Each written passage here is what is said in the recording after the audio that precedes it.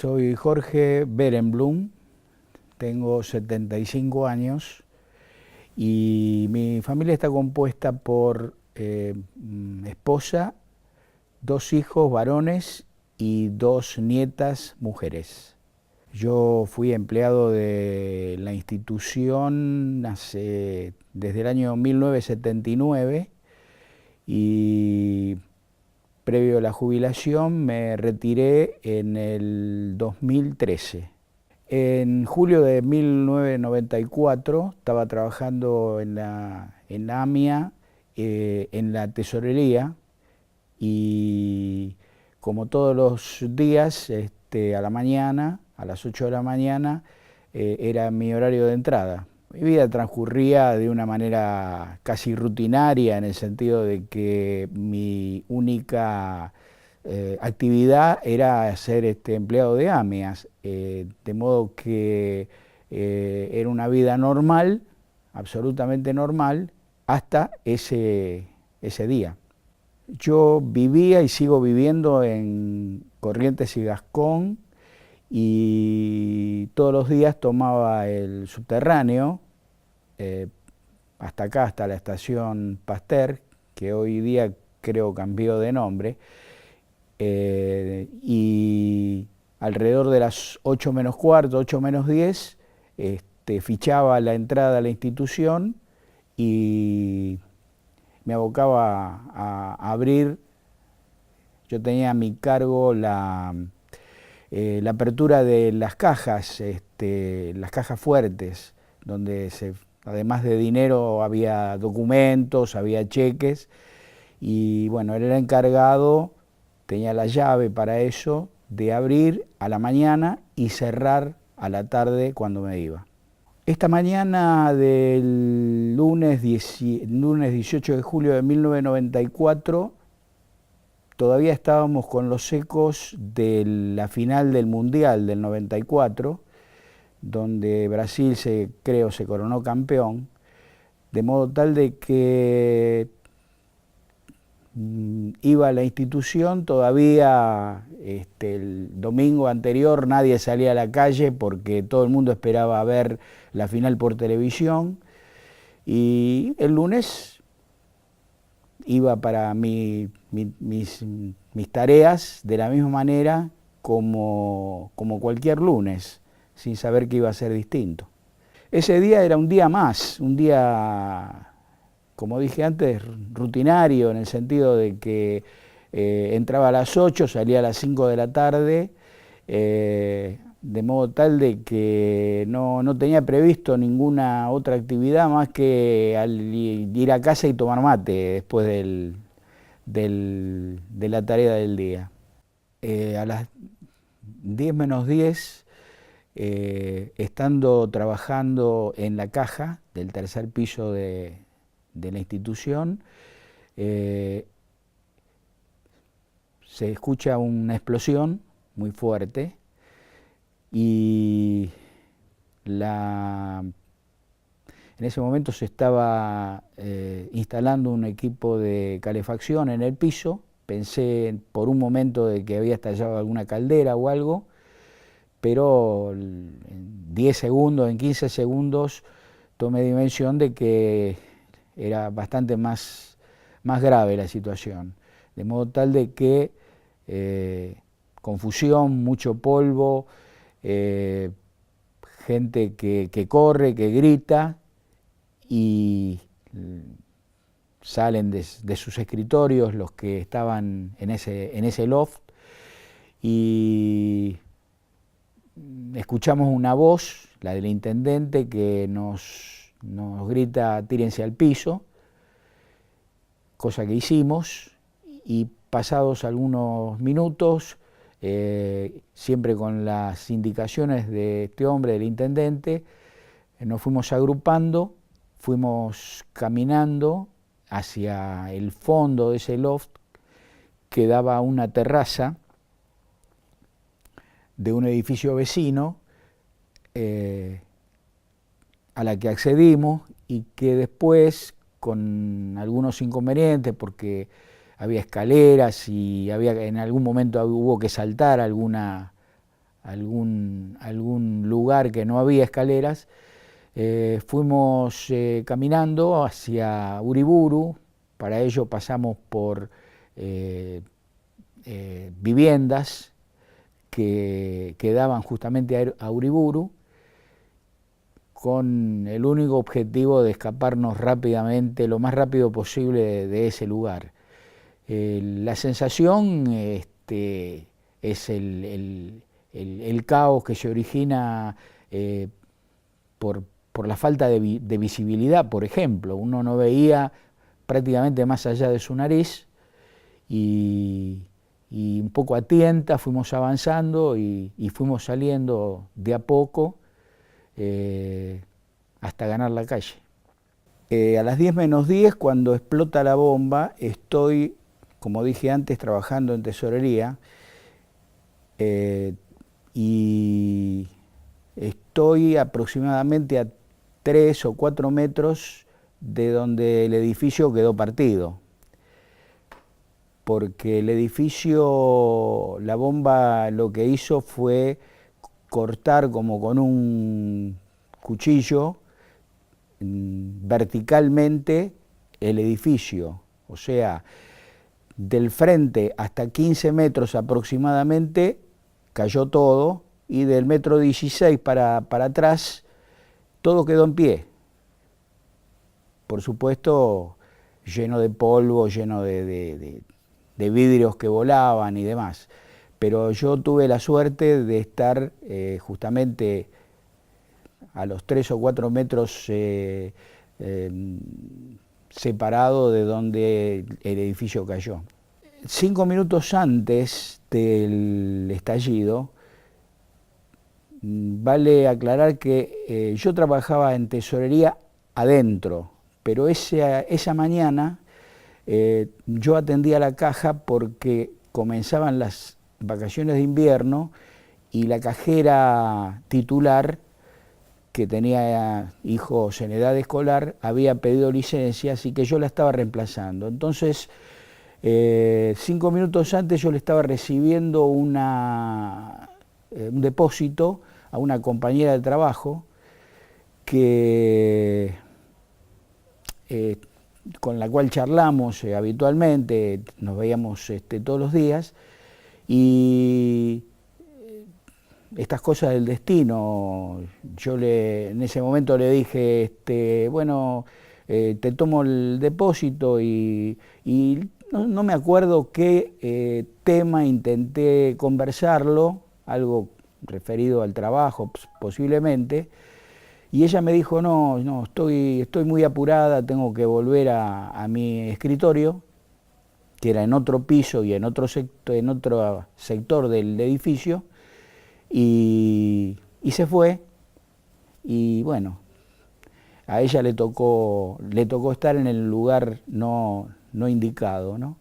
De modo que estuve, en el momento del estallido, estaba en la caja, que estaba más o menos a 3-4 metros del lugar donde se partió el edificio, y estaba acompañado por toda la gente de tesorería, inclusive con en ese momento el jefe, el gerente de la institución, que tenía la oficina contigua a la tesorería, y con el cual después salimos, además de toda la demás gente que estaba en el piso. Era una especie de loft en el cual había, no sé, 15, 20 escritorios, la mayoría de los cuales estaba ocupado, y bueno, nos agrupamos. En ese momento el que era intendente de la institución y que tenía cierta experiencia, había estado en Israel y había tenido experiencia en situaciones como estas, nos estuvo dando indicaciones: tírense al piso, traten de no respirar hondo, en fin.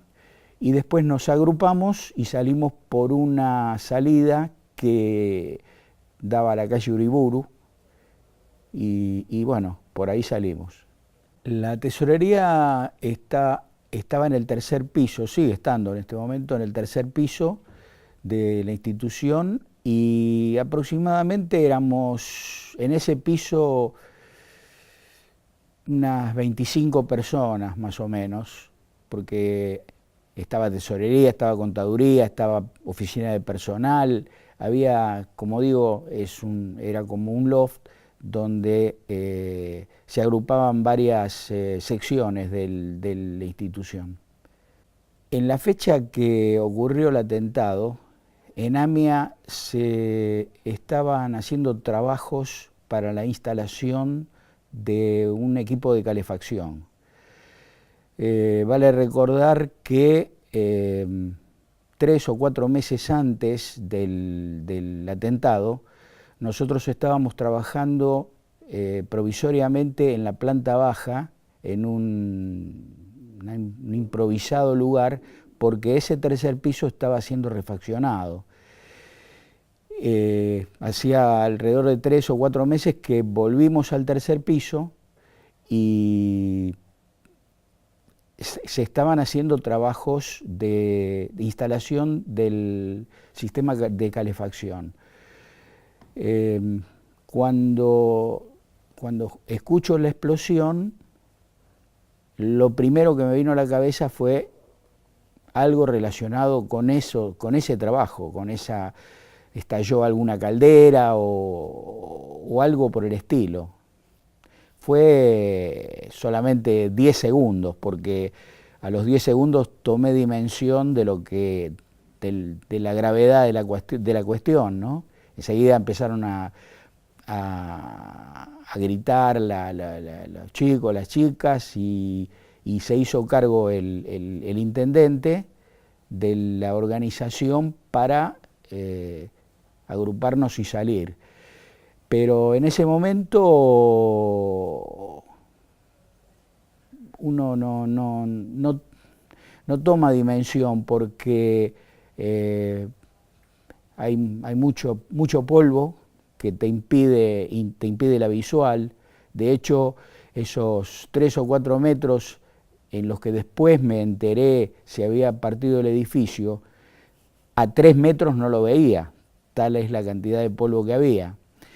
Y nada, empezamos a caminar hacia el fondo.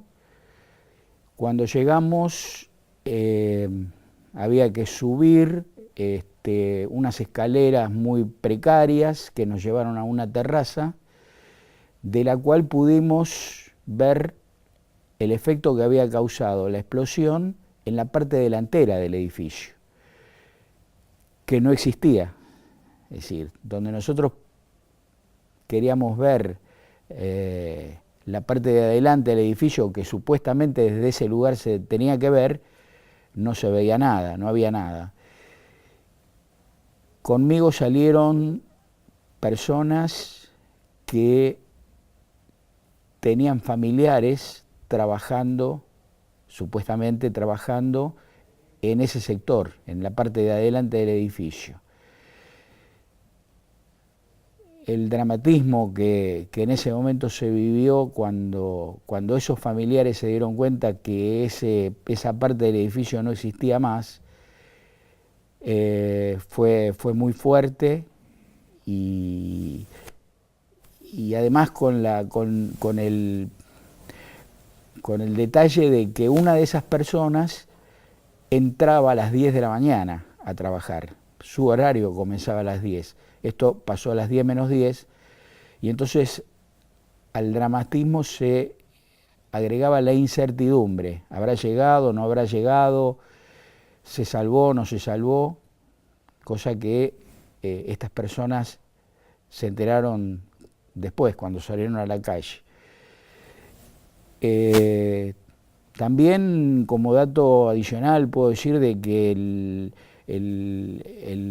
la salida que daba a un pulmón de manzana había que atravesar viviendas que daban a Uriburu, y viviendas humildes, y la gente nos ofrecía el teléfono para, en ese tiempo no había celulares, nos ofrecía el teléfono para avisar que estábamos vivos a los familiares nuestros, que bueno, gente muy solidaria y nada, nosotros lo único que queríamos era salir a la calle y escaparnos de esa situación. Durante el trayecto de salida de la institución, del edificio hacia Uriburu, tuvimos que pasar por varias viviendas que daban justamente a Uriburu para poder alcanzar la salida. Esa gente que en ese tiempo no había celulares, nos ofrecía teléfonos y alguna ayuda, alguna contención que en ese momento ellos suponían que nosotros necesitábamos, por ejemplo, para avisar a nuestros familiares que habíamos salido vivos. Gente que se portó muy bien, que nos ayudó muchísimo. La estampida de los vidrios que estallaron prácticamente nos alcanzó a casi todos. A mí me produjo algunos pequeños cortes en la cara y en las manos, muy poquita cosa. Pero en ese momento uno ni se da cuenta de lo que le está pasando. Lo único que uno quiere es salir de ahí lo antes posible. En ese momento lo que yo pensaba era salir lo antes posible sin pensar demasiado, por ejemplo, en los abrigos. Estábamos en julio con frío y todos teníamos nuestras camperas y nuestros abrigos. Ahí en el sector nadie, ni yo tampoco, nos acordamos de ir a buscar, justamente yo en la campera tenía toda mi documentación y ni nos acordamos de que teníamos que ir a buscar esa campera, había que salir lo antes posible. Además uno está en un estado de shock que justamente eso hace que uno no piense en otra cosa que salir. Y tal es así que cuando salí a la calle finalmente, sí, lo que hice fue dar la vuelta a la manzana y ponerme enfrente del edificio por Pasteur para ver qué es lo que había pasado, y fue realmente impactante porque, como dije, no había edificio en la parte de adelante, y entonces lo que atiné a hacer dentro de ese estado de shock fue caminar hasta Córdoba. Es decir, gente reaccionó de distinta manera. Hubo gente que se acercó y quiso ayudar, quiso remover escombros, quiso poner mano, que eso también fue contraproducente porque después se supo de que se habían removido cosas que no había que remover y demás. Pero mi impulso personal fue ir caminando hasta Córdoba y tomarme un taxi para irme a casa.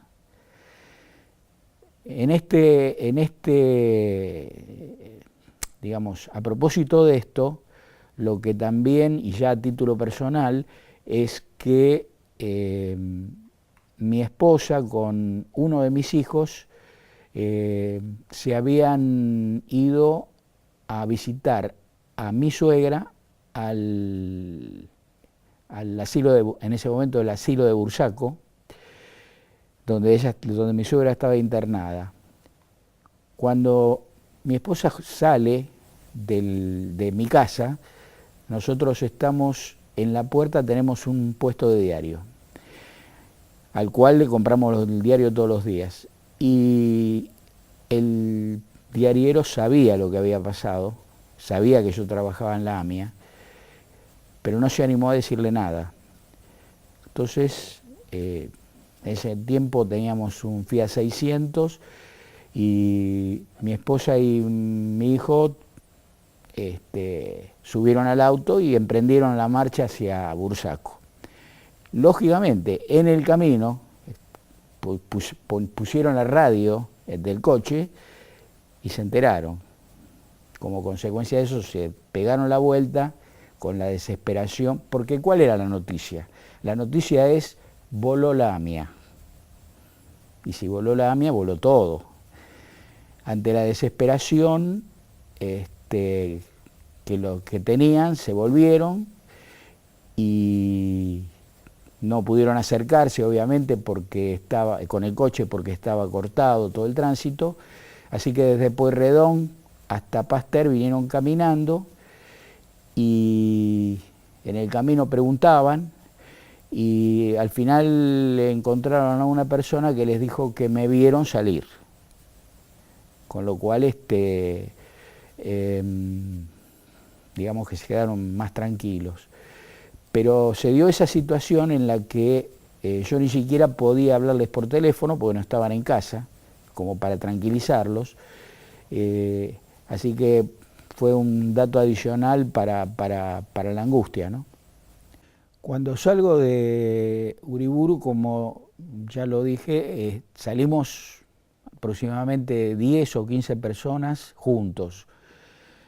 A ciencia cierta no sé cómo nos desparramamos, cómo cada uno, qué es lo que hizo cada uno. Sí sé, o me acuerdo, que llegué al frente de Pasteur, no sé si con 2 o 3 compañeros, de todo el resto de 20, 25 que éramos.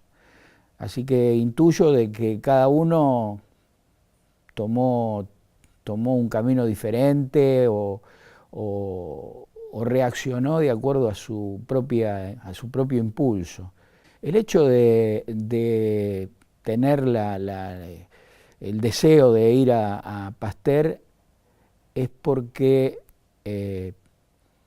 no sé, lo pienso de esta manera. El frente de Pasteur era el frente de la AMIA, el frente de un edificio donde yo hacía, no sé, 16, 17 años, que llegaba todos los días, saludaba a la gente de seguridad, recorría el mismo camino. Tuve un impulso de ir a Pasteur, al frente de Pasteur, en principio por eso, y además por el hecho de lo que había comentado antes sobre el hecho de que desde la terraza donde estábamos a la salida de Uriburu no alcanzamos a ver ese frente del edificio que supuestamente teníamos que ver. Así que un poco era, no sé, confirmar lo que lamentablemente uno suponía, y también el hecho de que la entrada de Pasteur era una referencia personal importante para mí. Cuando llego a casa, justamente me paro en el puesto de diarios. No recuerdo si yo me paré o el hombre, el dueño del puesto me paró y me comentó que mi familia se había ido y que no tuvo el valor de informarles lo que había pasado, así que se fueron sin saberlo. Y lógicamente se sucedieron comentarios con él referidos a lo que había pasado, pero rápidamente subí a mi departamento, estaba solo, no había nadie, y a los pocos minutos empezó a sonar el teléfono de familiares, de amigos. Algunos llamaban, otros confesaban tiempo después que no llamaron porque tenían miedo de enterarse de algo que no querían enterarse, y al ratito, a la media hora, recibí el llamado de mi esposa, que se había encontrado con una persona acá cerca del edificio que le había dicho que yo había salido, y entonces ella probaba de llamar a casa a ver si yo estaba. Efectivamente, eso fue lo que pasó. Cuando uno atraviesa una situación como esa, el primer rato, los primeros minutos, las primeras 2, 3 horas, otra vez, uno no toma dimensión de lo que acababa de pasar. Uno piensa muchas cosas, no puede justamente dimensionar que uno nació de nuevo, realmente, porque además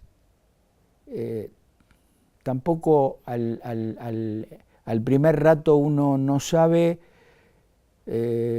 cuál fue el saldo, del saldo no solo material, sino de vidas que dejó esa. Yo no tenía idea de cuánta gente podía haber y quiénes habían quedado en el camino. Entonces yo recuerdo un periodo de confusión muy grande, que recién a las 6, 7 horas uno empieza a pensar un poquito más claramente qué es lo que pasó y qué es lo que viene. El encuentro con mi familia fue lo emotivo que uno puede suponer, porque puesto en la piel de mi esposa y de mi hijo, era descubrir de que yo no había quedado en el camino. Ellos cuando escucharon voló la AMIA, voló, el edificio voló y yo estaba adentro.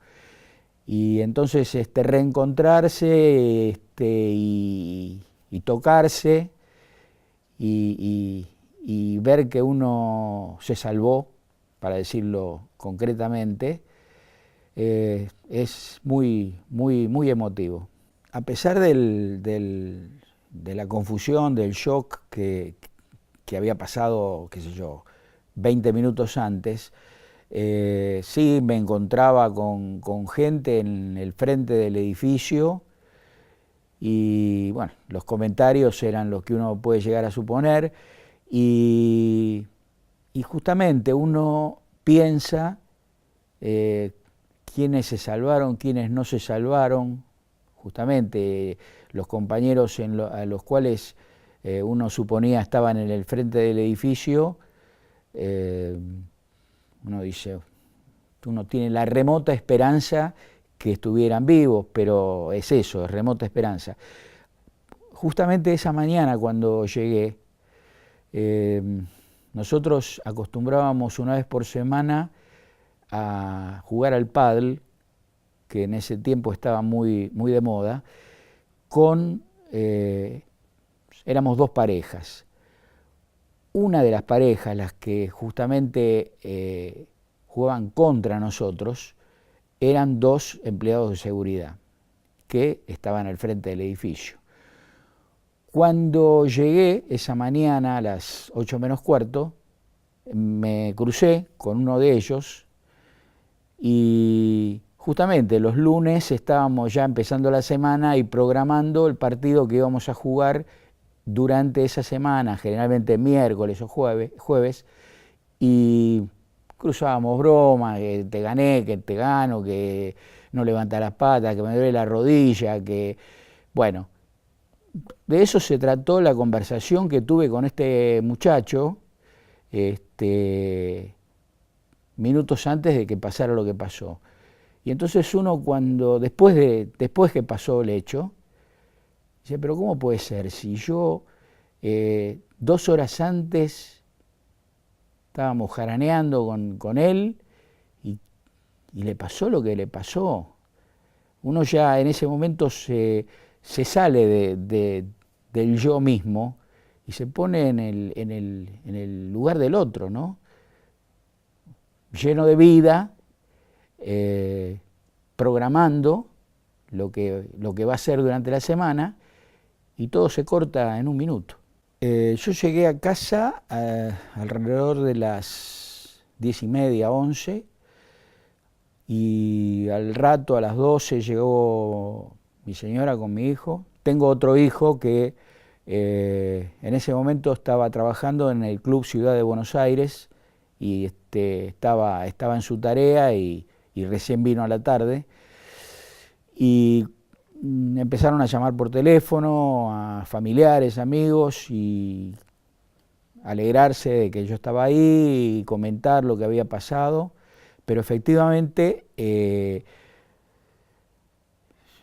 la tele es la referencia para todo, y máxime cuando se trata de una situación como esta. Uno quiere enterarse de cosas a través de la televisión. Por aquel entonces, al mediodía, Mauro Viale tenía un espacio en la televisión, y obviamente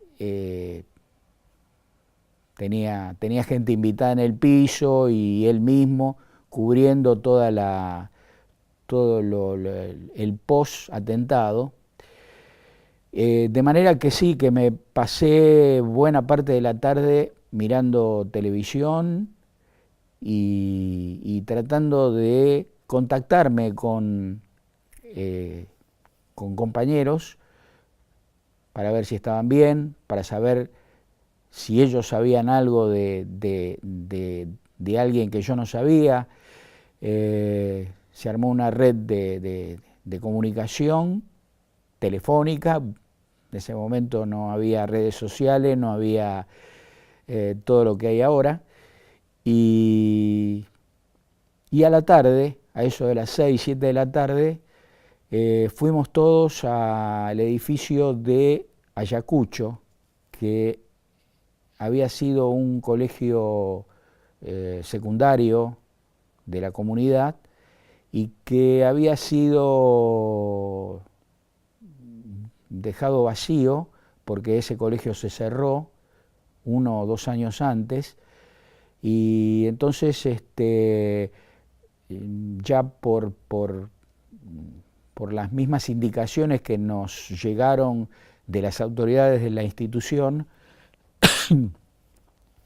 nos convocamos todos ahí a esperar noticias, porque ya habían comenzado las tareas de remoción, de búsqueda, y ese fue el lugar donde a partir del lunes a la tarde nos convocamos todos los días para recibir noticias, novedades y organizar, por ejemplo, que a la mañana siguiente teníamos que ir a Tablada para despedir los restos de alguno de los compañeros que habían encontrado.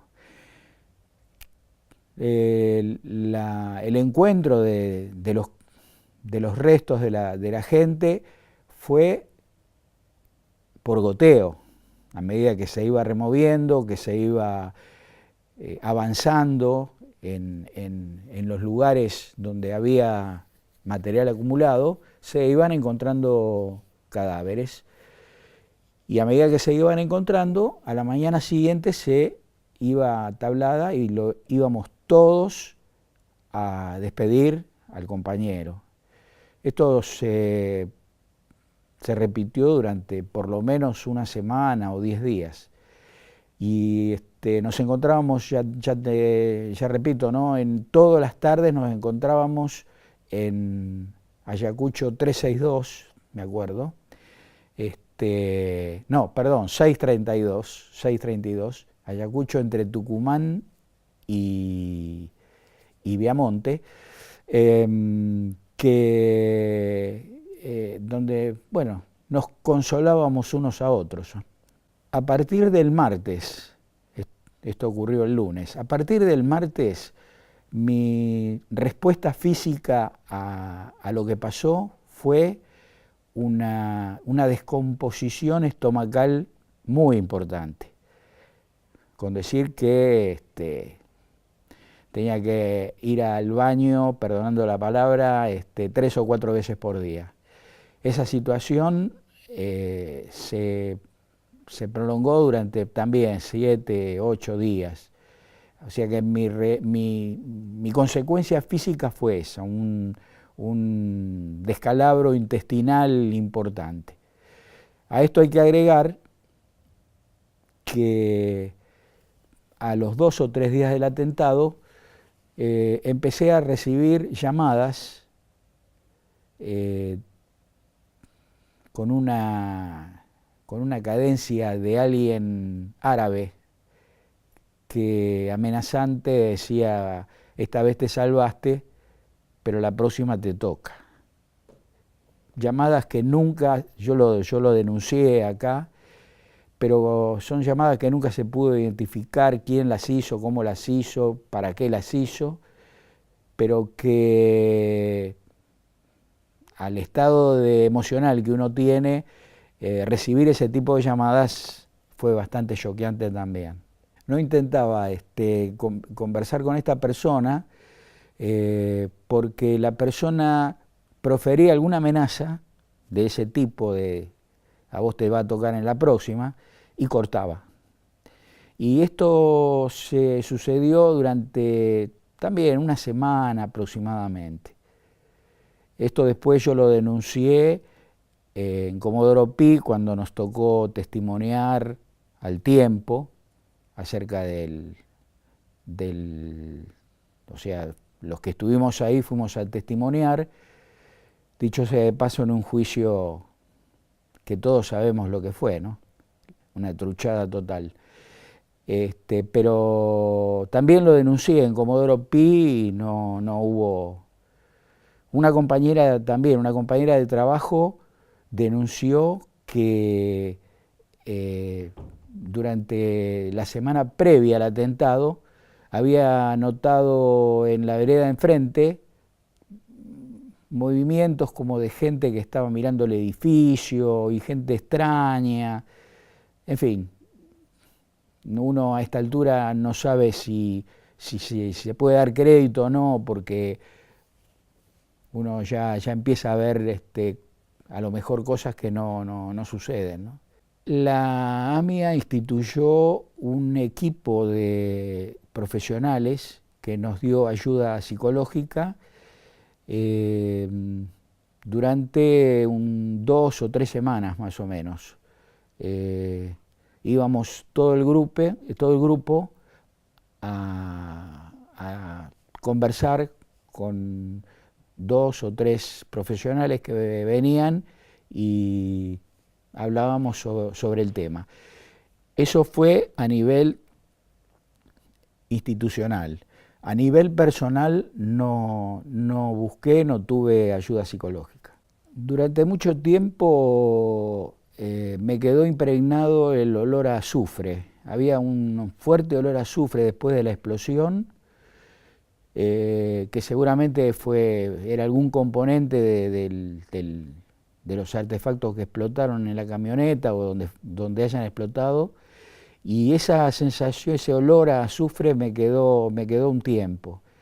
Hoy día ya, después de tantos años, pasó. Cuando sucede el atentado, mis hijos tenían 24 y 20 años. Gente ya madura, grande, a los que no había que explicarles nada porque ellos entendían todo lo que pasó. Lo entendían, lo procesaban y se encontraban muy felices de que yo estuviera con vida. Con mis nietas nunca toqué el tema. No sé cómo lo encararía, cómo lo haría, si conviene hacerlo, si no conviene. Nunca me detuve a pensar esa situación. Así que no. En algún momento, cuando son chicas, tienen 8 y 4 años, seguramente cuando crezcan el tema va a salir de suyo y veré cómo lo encaro. Uno siempre se pregunta por qué uno sí, otro no. Es difícil la respuesta. Lo que uno atina a pensar es que hay un destino que uno tiene marcado y a uno le toca una cosa y y a otro le toca otra. El episodio que conté acerca de la persona que estaba conversando conmigo y si se hubiera quedado conversando 2 minutos más se salvaba, no, se fue y entonces le tocó morir, no tiene explicación, no hay una explicación racional. Yo lo atribuyo al destino de cada uno. Los 18 de julio siempre son movilizantes a pesar de todos los años transcurridos. Hay que reconocer que no es la misma sensación el primer año, el segundo año, que ahora. El tiempo lo va suavizando todo.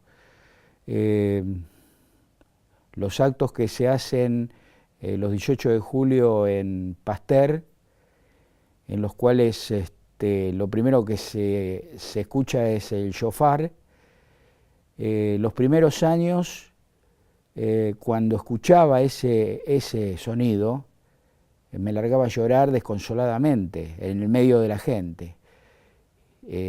Siempre decía, el año siguiente decía, no, esta vez no me va a pasar. Me siguió pasando durante varios años. Hoy ya no me pasa, porque lo que decía, el tiempo va suavizando las sensaciones. Pero los primeros años, los 18 de julio fueron muy intensos, muy dolorosos, muy movilizantes. Digamos, el contacto con el grupo con el cual compartimos ese 18 de julio se dio por mucho tiempo. Justamente el hecho de haber seguido trabajando en la institución junto con ellos, obviamente fue disparador de que el tema estuviera siempre presente. Lo único que hicimos psicológicamente digamos, como resultado de esto, fue esas 2 semanas de ayuda psicológica que armó la institución. El resto fue solamente compartir con ellos. Cuando pasó el primer impacto, tuvimos 2 semanas sin venir. A la tercera semana hubo que reiniciar las actividades justamente en la sede de Ayacucho, porque Pasteur estaba destruido, y se me planteó la disyuntiva. Tal es así que, habiendo regresado a trabajar, al principio trabajábamos 2, 3, 4 horas por día, fuimos ambientándonos de a poco, y estando trabajando allá en Ayacucho, yo mismo me hacía la pregunta, ¿qué estoy haciendo yo acá? Si puede explotar una bomba en cualquier momento. Después yo mismo trataba de convencerme que si hay otro atentado va a ser en otro lado, no en el mismo lugar. Entonces estaba esa disyuntiva. Dudé, en algún momento dudé, y para esa duda contribuyó mucho mi grupo familiar, porque ellos no querían que yo vuelva a trabajar. Ellos se pusieron muy firmes que no vuelva. ¿Cómo vas a volver ahí, a ese lugar? Por todo, por lo que me pasó, por lo que implica volver a trabajar en el mismo lugar donde pasó lo que pasó. Y entonces me pusieron en una situación bastante difícil, porque yo tenía 54 años y volver a empezar una actividad en esa edad es muy difícil. Por ese tiempo ya se empezaba a sentir los efectos de la desocupación que trajo la década del 90, y la opción era 54 años y desocupación. La opción era cobrar el retiro voluntario que ofreció la institución y con eso comprarse un taxi o poner un maxi kiosco, que en ese tiempo estaba de moda. Lo pensé, lo dudé bastante, pero yo creo que desde el primer momento yo pensé en volver a trabajar, porque 16, 17 años de trabajo en un lugar en el que uno se querencia, uno construye, sus hijos se hicieron grandes, se construye una amistad con mucha gente, había habido, yo estaba dentro de la mutualidad de empleados de AMIA como uno de los voceros y representaba a los compañeros y había toda una historia que, entre comillas, me obligaba a volver. Reconozco que finalmente es la personalidad de cada uno la que toma la decisión. Hay gente, compañeros, que tuvieron que irse, se acogieron al retiro voluntario porque no podían volver al lugar, y mucho menos a trabajar. Más aún, gente que habiendo dejado de trabajar, no venían al edificio porque les producía un rechazo. Yo insisto, de acuerdo a mi personalidad, a mi edad y a diversos factores, decidí que tenía que volver a trabajar y si bien me costó bastante el primer tiempo, bueno, después me fui acostumbrando. Cuando volví a trabajar y retomé la rutina, pensé que justamente un hecho de tanta trascendencia como ese iba a marcar un antes y un después. En la medida en que fui retomando la actividad anterior, por ejemplo, la cantidad de horas a trabajar, porque trabajamos pocas horas durante bastante tiempo y al final volvimos al horario habitual, me fui acostumbrando de manera tal de que, si bien siempre está el recuerdo y la impresión de lo que pasó, después se me hizo bastante natural volver a trabajar casi con la misma sensación que antes del atentado. A pesar del tiempo transcurrido y que las sensaciones se van disipando, se van aflojando, se van suavizando, yo considero de que hay que dar testimonio siempre de lo que pasó, porque, en primer lugar, para esclarecer que esto puede pasar, que de hecho pasó, que la sociedad tiene que estar en guardia respecto de la posibilidad de que esto suceda en cualquier momento. Afortunadamente aquí no pasó más, pero aquí tuvimos 2 atentados similares en 2 años y medio. Pareciera de que uno no aprende, ¿no? Porque después del atentado de la embajada, creo que no se tomaron las previsiones necesarias como para que esto no suceda. Pero bueno, de hecho el hecho pasó y siempre estamos en peligro. Y los jóvenes los que no vivieron el tiempo, es bueno que sepan qué es lo que pasó, cómo pasó, que se tome dimensión justamente de la importancia que tiene estar atentos a cualquier cosa que pueda suceder.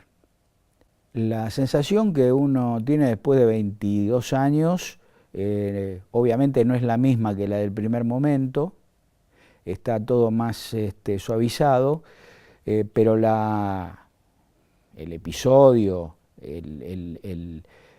lo que uno vivió y lo que uno sintió en ese momento no se va, es imborrable. Incluso la secuela de haber perdido amigos, haber perdido compañeros, son cosas que no se olvidan nunca, jamás.